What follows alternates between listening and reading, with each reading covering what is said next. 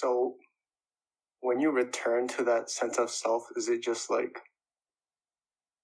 a void, like nothingness? To your ego, it is. That's how the ego denies it.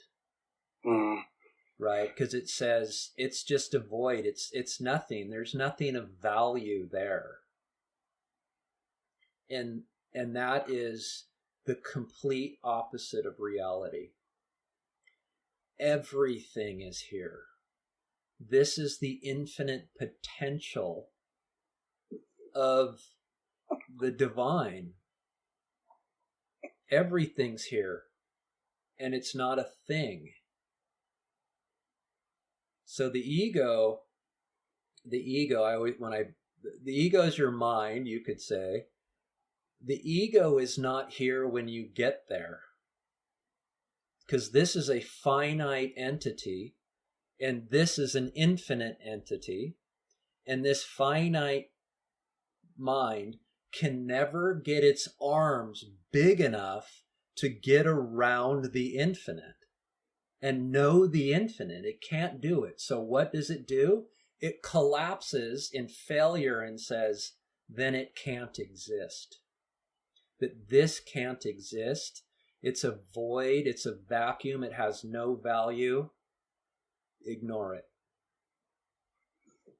Yet, when you get here, you will realize that you don't disappear, that you've always been here, that it's who you are. When you say, I am, you are referring to this.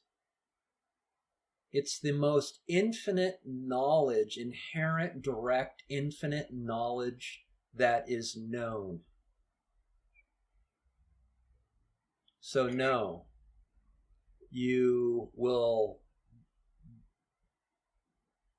it's not a void. It's not nothing. It's every no thing. And is that like the silence that kind of allows like peace and like love to really like shine through everything?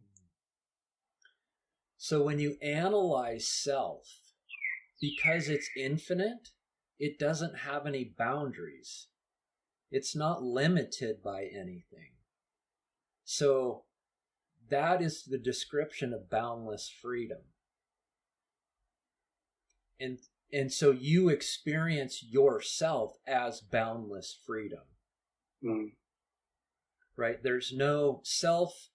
Self is everything and nothing happening everywhere and nowhere.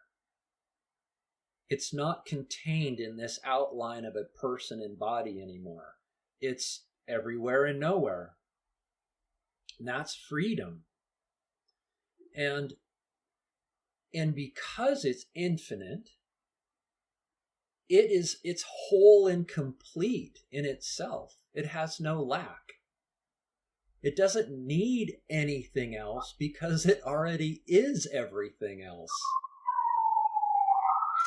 And that is the experience of wholeness and completeness and peace.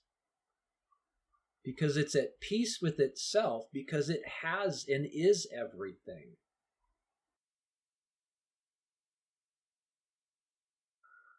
Yeah, so basically like these people who have reached like these very high states of consciousness, they can like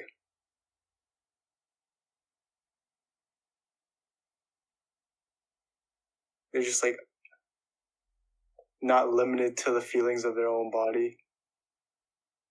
But like they just must have achieved like such a high level of like becoming the self, like just like identifying fully with it. Yeah, it's not a level thing. It's the realization of what has always been. You're not gaining anything. You're remembering what you've always been. That's not a level. It's the end of levels. But can you transcend does that mean you can transcend the boundaries of your body? What's left to transcend when you're already everything? Yeah. It's a misnomer to say you're going beyond or transcending something here. Because that means that to go beyond the mind or the ego, well, first you've got to get to the ego and then go beyond it and transcend it, which means that you're acknowledging the ego exists.